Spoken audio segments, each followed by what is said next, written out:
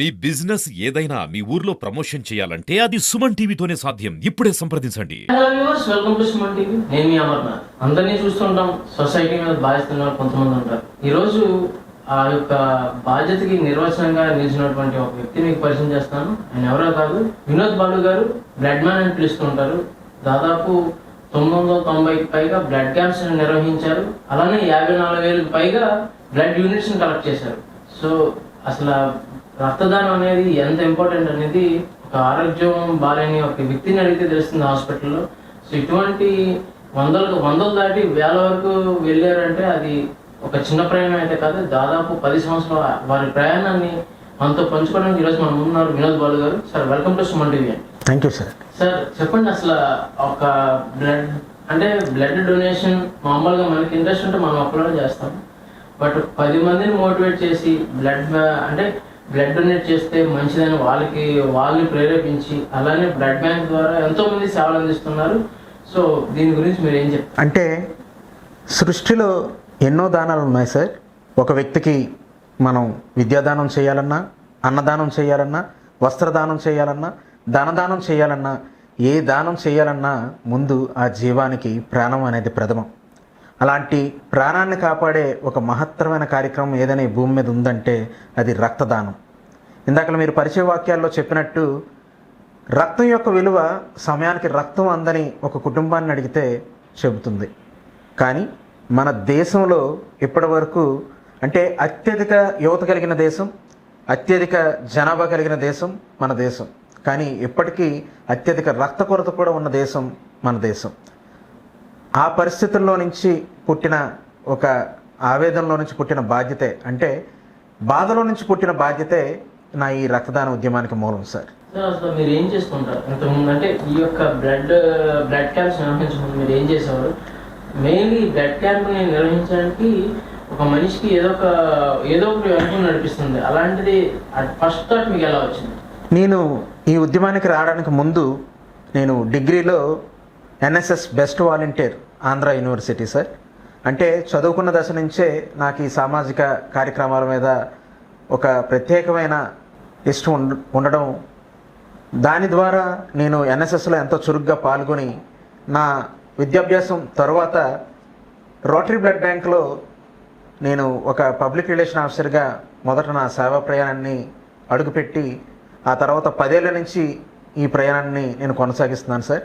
కానీ మీరు అడిగినట్టు ప్రతి వ్యక్తి వెనక ఏదో ఒక బలమైన ఒక కథ ఉంటేనే ఇలాంటి ప్రయాణం కొనసాగుతుందని మీరు అన్నారు. నిజానికి నా జీవితంలో కూడా నేను ఇంటర్మీడియట్ చదువుకున్న సమయంలో మా నాన్నగారు అంటే నాకు బ్లడ్ డొనేషన్ చేసే అర్హత లేని సమయం.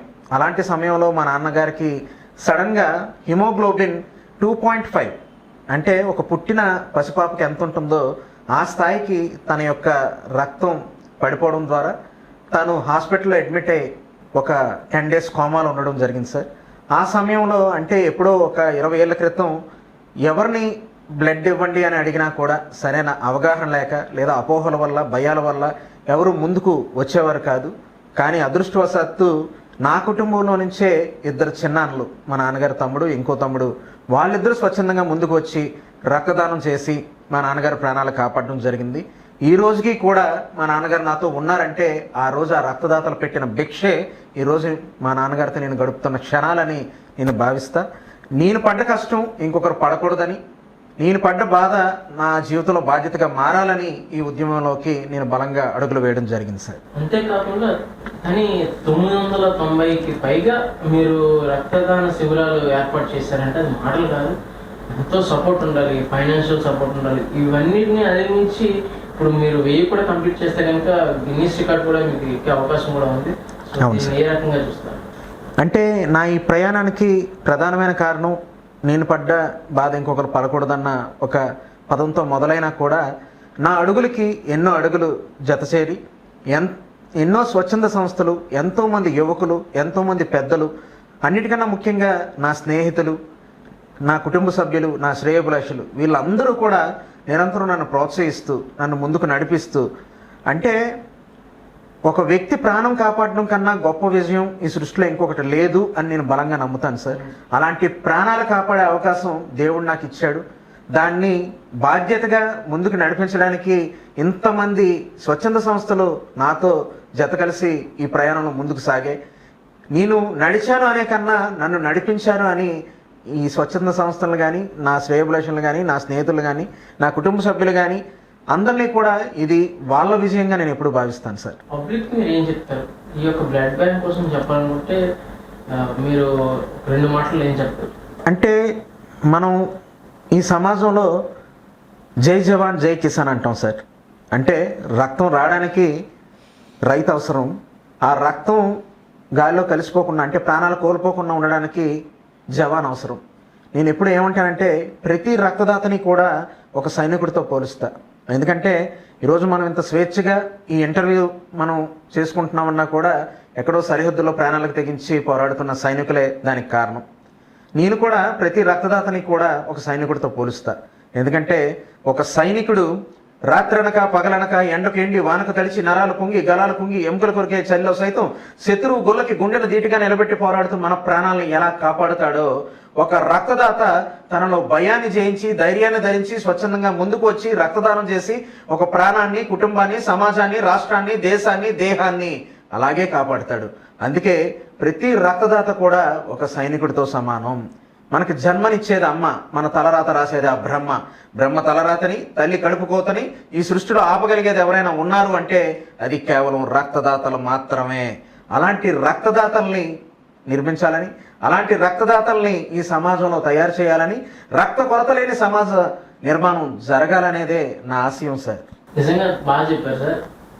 సార్ ఇప్పుడు present Vande Bharat blood bank కి చైర్పర్సన్ గా వ్యవహరిస్తున్న మీరు కామన్ ప్రజలకి నీడ్ అయినప్పుడు మీరు వాళ్ళకి ఇచ్చే ఒక మెసేజ్ ఏంటి? నేను వందే భారత్ బ్లడ్ బ్యాంక్ అని రీసెంట్గా జనవరి 26వ తారీఖున ప్రారంభించడం జరిగింది సార్.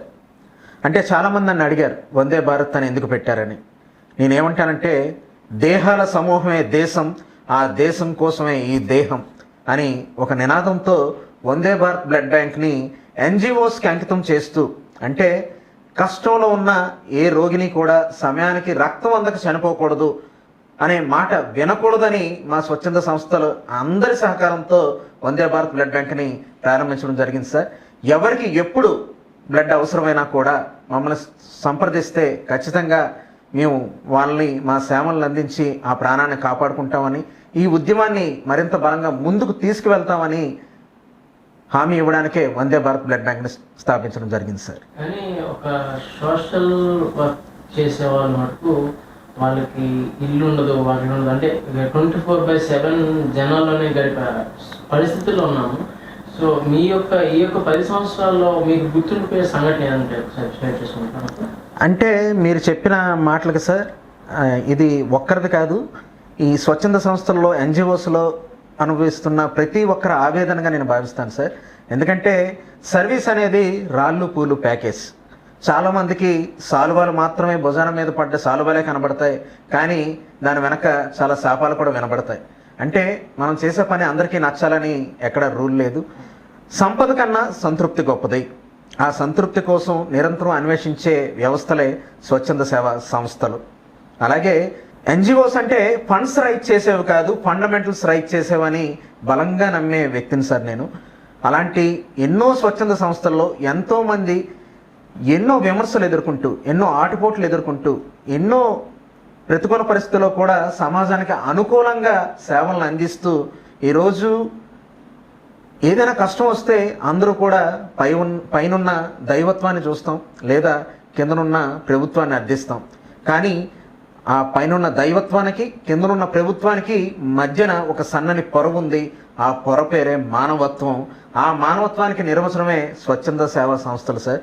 అలాంటి స్వచ్ఛంద సేవా సంస్థల్ని వెన్నుతట్టి ప్రోత్సహించకపోయినా పర్వాలేదు, కానీ వాళ్ళని విమర్శించి, అంటే వీళ్ళకి పని లేదురా, వీళ్ళకి బతకడం చేత కాదు, వీళ్ళు పిచ్చోళ్ళు, వీళ్ళకేమీ రాదు అని మనం వాళ్ళని నిరుత్సాహపరిచే కన్నా, ఇన్ని మాట్లాడిన వాళ్ళు కూడా సమయానికి ఏదైనా అవసరం వస్తే, ఏదైనా ఆపద వస్తే ఈ సమాజానికి మొట్టమొదటి గుర్తొచ్చే వ్యవస్థలు స్వచ్ఛంద సేవా సంస్థలు సార్. అని నేను బలంగా చెప్పగలను సార్. సార్ 1000 బ్లడ్ క్యాంప్స్ అంటే మాటలు కాదు. అటువంటిది 1000th బ్లడ్ క్యాంప్ మీరు కండక్ట్ చేసేది ఒక నిజంగా ఒక మైల్ స్టోన్ అని చెప్పొచ్చు. ఆ మైల్ స్టోన్ ఎప్పుడు దాటిపోతున్నారు అండ్ 1000th బ్లడ్ క్యాంప్ ఎక్కడ జరగబోతుంది, అది ఎంత విస్తృతంగా జరగబోతుంది?